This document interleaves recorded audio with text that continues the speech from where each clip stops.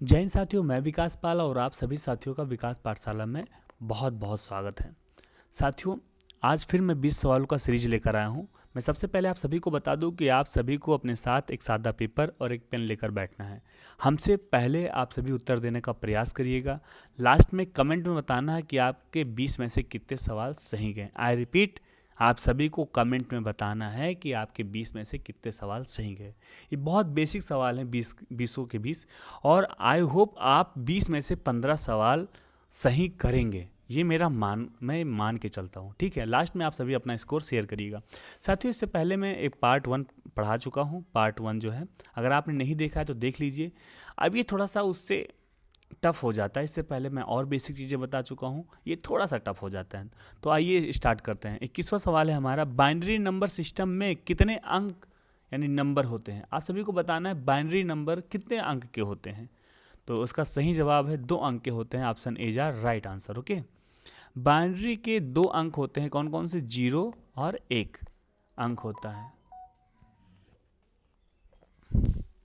हमारे सामने 22वां सवाल है, कंप्यूटर का दिमाग किसे कहा जाता है?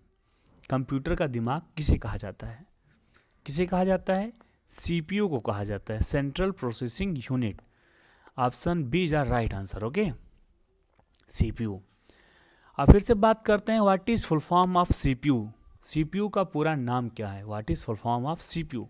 तो सीपीयू का पूरा नाम हो जाता है central processing unit. Central processing unit. Option A is right answer. Okay, बहुत बेसिक सवाल था। आई होप आप इसका उत्तर जानते होंगे। हमारे सामने 24वां सवाल आता है, ऑपरेटिंग सिस्टम क्या है?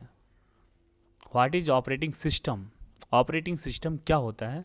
3 ऑप्शन है आपके लिए, अब तो और आसान है चॉइस करने का। नेगेटिव मार्किंग नहीं है दोस्तों, तुक्का भी मारिए, लेकिन आप सादे पेपर लेकर बैठिए, पेन लेकर बैठिए और उस पर लिखें, ठीक है। सिस्टम सॉफ्टवेयर होता है। ऑपरेटिंग सिस्टम क्या होता है? एक सिस्टम सॉफ्टवेयर होता है। ऑप्शन बी जा राइट आंसर, सिस्टम सॉफ्टवेयर। हमारे सामने 25वां सवाल है कि आधुनिक कंप्यूटर की खोज किस वर्ष की गई थी? आधुनिक कंप्यूटर की खोज किस वर्ष की गई थी? बहुत इंपॉर्टेंट सवाल है। आधुनिक कंप्यूटर की खोज किस वर्ष की गई थी? 1946 में की गई थी। 1945 में पहली पीढ़ी की कंप्यूटर आई थी, लेकिन 1946 में आधुनिक कंप्यूटर की खोज की गई थी। Option B is a right answer. Okay, हमारे सामने 26वां सवाल हो जाता है।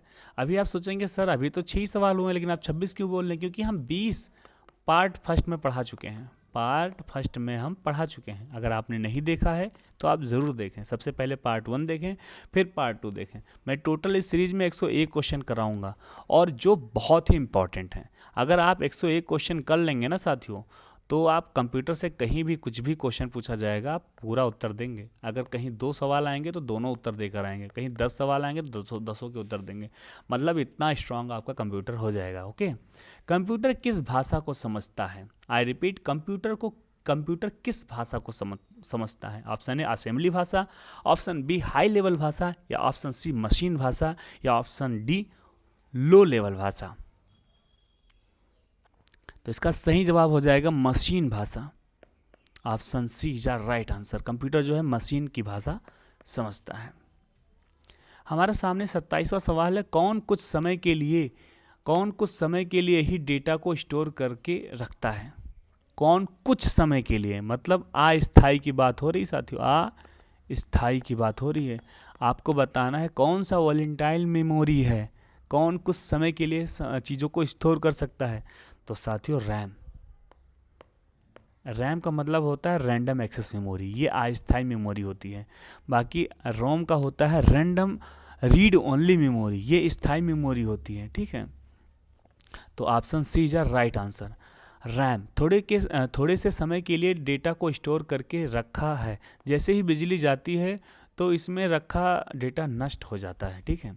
हमारे सामने 28वां सवाल है कि कौन हमेशा के लिए ही डेटा को स्टोर कर सकता है? हमेशा के लिए मतलब स्थायी और अस्थायी। बहुत सारा कंफ्यूजन लोगों के अंदर आता है, आज ये कंफ्यूजन दूर हो जाएगा।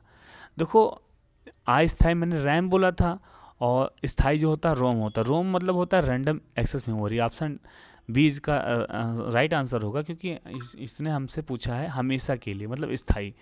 स्थाई की अगर बात होगी तो रोम होगा, और अस्थाई की बात होगी तो रैम होगा। अस्थाई मतलब आ गया, तो आ कहाँ आ गया, आ रैम में आता है, आ रैम में भी आता है, आ अस्थाई में भी आता है। इस हिसाब से आप एलिमिनेट कर सकते हैं, ठीक है। कोई अलग से ट्रिक नहीं है, बेसिक चीज़ें हैं, इसी से चीज़ें एलिमिनेट करके ट्रिक बनाया जाता है, तो अच्छे से आप एलिमिनेट कर सकते हैं। अब आई होप आप कभी नहीं भूलोगे। आप अगर रैम है तो रैम में आ होता है, और अस्थाई में भी आ होता है, यानी रैम इज अ अस्थाई मेमोरी। ओके, रैम हमेशा के लिए डेटा को स्टोर करके रखता है, बिजली जाने पर भी इसमें कोई मौजूद डेटा नष्ट नहीं होता है। इसी के साथ हमारा 29वां सवाल है, www का आविष्कार किसने किया था? Who is father of www? इसका बहुत इजी सवाल है, देखो भर भर के कमेंट में जवाब आ रहा है। Tim Berners Lee, option A is a right answer. Tim Berners Lee, इसका सही जवाब है Tim Berners Lee. www world wide web. सबसे तेज कंप्यूटर कौन सा है? सबसे तेज कंप्यूटर कौन सा है? Who is super fast computer? सबसे तेज कंप्यूटर कौन सा है? सुपर कंप्यूटर सबसे तेज कंप्यूटर है। Option is a right answer, super computer सबसे तेज कंप्यूटर। हमारा 31वां सवाल है, गूगल क्या है? What is Google? गूगल क्या है? ब्राउज़र है? नहीं। सर्वर है? नहीं। हार्डवेयर है? नहीं। क्या है? एक सर्च इंजन है। गूगल सर्च इंजन है। Option D is a right answer. Google क्या है? सर्च इंजन है। हमारे सामने 32वां सवाल आ जाता है, निम्नलिखित में से कौन सर्च इंजन नहीं है? सर्च इंजन नहीं है। गूगल सर्च इंजन है, विंग सर्च इंजन है, याहू सर्च इंजन है, लेकिन विकिपीडिया ये सर्च इंजन नहीं है, ये एक वेबसाइट है, तो Wikipedia is a right answer. Okay, हमारे सामने 33वां सवाल आ जाता है, डॉक्यूमेंट को सेव करने के लिए किस कमांड का इस्तेमाल किया जाता है? बहुत इंपॉर्टेंट सवाल है, बार बार पूछे जाते हैं साथियों। Ctrl+C, Ctrl+P, Ctrl+X, Ctrl+S। Save करने की बात की गई है तो Ctrl+S हो जाएगा। Option D is right answer. Ctrl+C क्या होता है? ये कॉपी के लिए होता है। अब बहुत लोग बोलेंगे सर Ctrl+C तो कट के लिए होगा। ना, नो नो नो, Ctrl+X जो होता है ये कट के लिए होता है, ठीक है। अगर पेस्ट की बात करते हैं तो Ctrl+V ये पेस्ट के लिए होता है, ये पेस्ट के लिए होता है, ठीक है। अगर Ctrl+P की बात करते हैं तो ये प्रिंट के लिए होता है। वेरी सिंपल, अगर प्रिंट करना है तो Ctrl+P कर दो, प्रिंट हो जाएगा। तो Ctrl+S is a right answer. Okay, हमारे सामने 34वां सवाल है, डॉक्यूमेंट में मौजूद टेस्ट टेस्ट को कट करने के लिए किस कमांड का इस्तेमाल किया जाता है? वेरी सिंपल, कट करने के लिए Ctrl+X का प्रयोग किया जाता है। Option D is a right answer.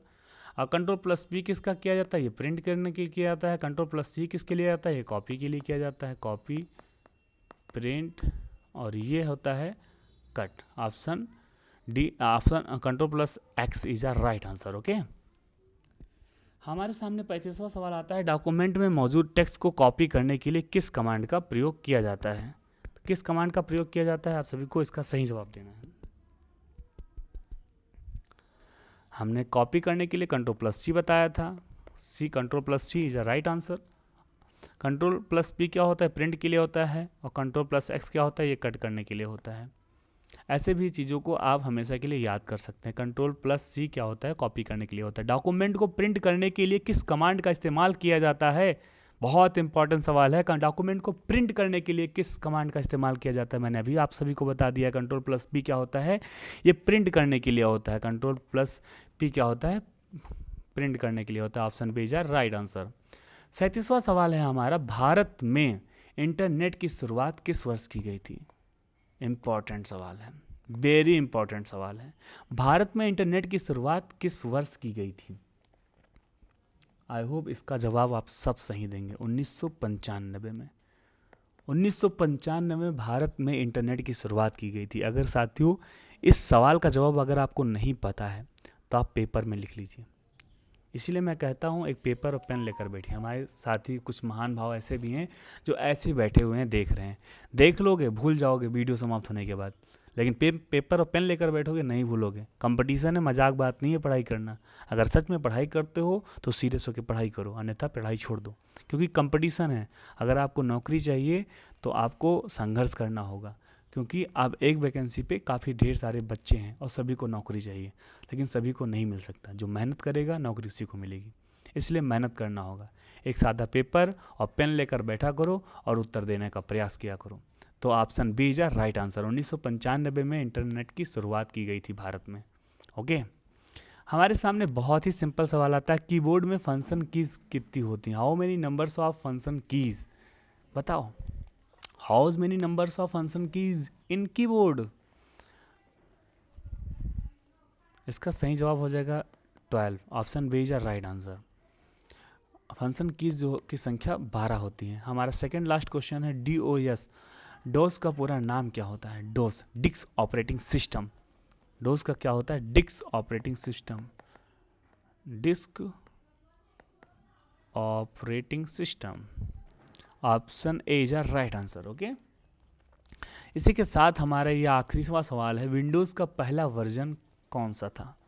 Windows का पहला वर्जन कौन सा था? Very simple, Windows 1। तो विंडोज़ 1 ही विंडोज़ का पहला वर्जन था। इसी के साथ मेरे फिर आज 20 सवाल कंप्लीट होते हैं। आई होप आप चीज़ों को समझ गए होंगे। इसके साथ अगर आपके मन में कोई डाउट है तो आप हमें कमेंट के माध्यम से सवाल कर सकते हैं, अपने डाउट को पूछ सकते हैं, तथा आप सभी बताइए कि 20 में से कितने सवाल आप सभी के सही हुए हैं।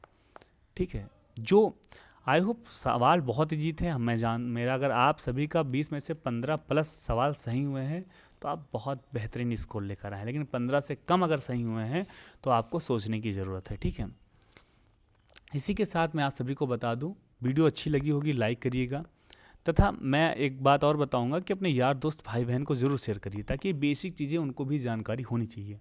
और आप हमारे चैनल पर पहली बार जुड़े हैं तो चैनल को सब्सक्राइब करिए। मैं महाबली से प्रार्थना करूंगा, निवेदन करूंगा कि आप सभी को साहस दे, सद्बुद्धि दे, हिम्मत दे। आप मन लगा के पढ़ाई करें, आपको जल्दी नौकरी मिले, आपको जल्दी कामयाबी मिले, ताकि आपके घर में खूब जल्दी से जल्द खुशियाँ आएँ। ठीक है, इसी के साथ मैं आप सभी को एक होमवर्क देता हूँ। होमवर्क मैं हर दिन देता हूँ, आपका कर्तव्य है आप होमवर्क करें, और नहीं करते हैं तो एज यू विश। होमवर्क आज भी सेम होमवर्क है कि भारत का सबसे पहला कंप्यूटर, मतलब प्रथम पीढ़ी का कंप्यूटर का नाम क्या था? आप सभी को इसका सही जवाब जो है कमेंट बॉक्स में देना है, मैं इंतज़ार करूँगा। जो भी सबसे पहले सटीक जवाब देगा उसको मैं अपनी तरफ से कुछ गिफ्ट दूंगा। ओके, क्या गिफ्ट दूंगा वो उसके पास पहुंच जाएगा, उसे पता चल जाएगा। तो इसी के साथ मैं अपने वीडियो को समाप्त करता हूं। आई होप चीज़ों को समझ गए होंगे। ये जो सीरीज़ है मैं चाहूँगा, ये मेरा सेकंड सीरीज़ है, मैं इसके बाद में मैं टोटल 101 क्वेश्चन कराऊँगा। ये अभी मेरे 40 क्वेश्चन हो गए हैं, करीब में 61 क्वेश्चन मेरे शेष बाकी हैं। तो इसलिए आप मेरे चैनल को सब्सक्राइब कर लें, जुड़ जाएं और टोटल 101 क्वेश्चन को हल करें। अगर आप सभी को पहला पार्ट देखना है तो प्लेलिस्ट में जाके आप पहले पार्ट को देख सकते हैं। ठीक है, पहले प्लेलिस्ट में जाएंगे तो एक कंप्यूटर की प्लेलिस्ट होगी, उसमें क्लिक करेंगे।